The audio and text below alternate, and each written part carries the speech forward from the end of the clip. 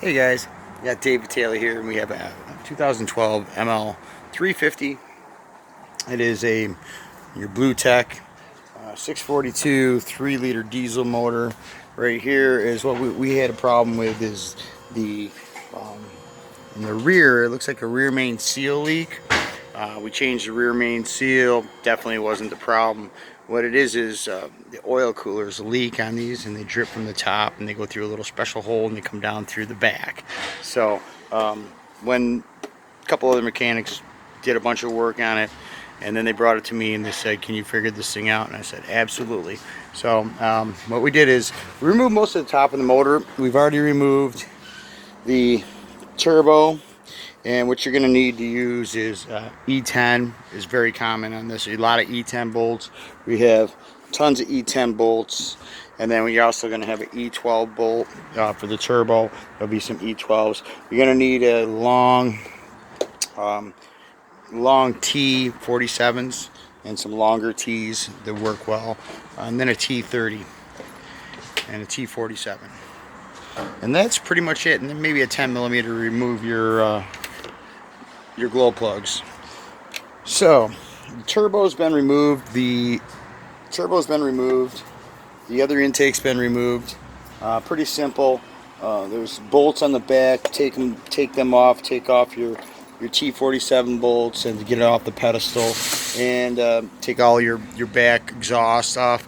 There's 6 bolts on the back. I think 6, 7, 8, about 8 on the back, and then the one van clamp, and the turbo comes right off. So here we have the top of the 642 motor.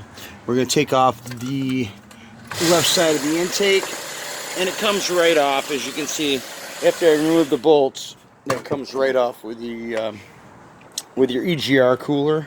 And I don't believe we're going to be replacing that. This is a $7,000 job, it seems like, at the dealership, and everyone complains about it. So I enjoy doing them. I really do. I do like Mercedes. I do like BMW. Some of my favorite cars. We got another BMW over here that came in. We have a couple Mercedes waiting for me out back here. So we got some work to do. All right, so now we look down in here. We see all this oily mess that's going on. Look at this.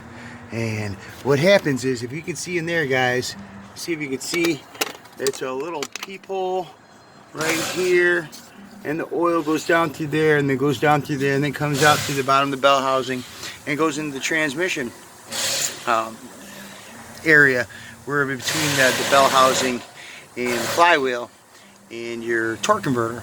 And it seems like it would be the rear main seal, but it's not. So we're going to remove this oil cooler, and oh, look it's leaking so much oil. I mean, that was coolant that came out, but this thing is leaking oil like you wouldn't believe. So that's where the problem is.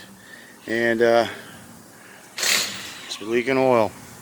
Can you imagine that? So there's your oil cooler.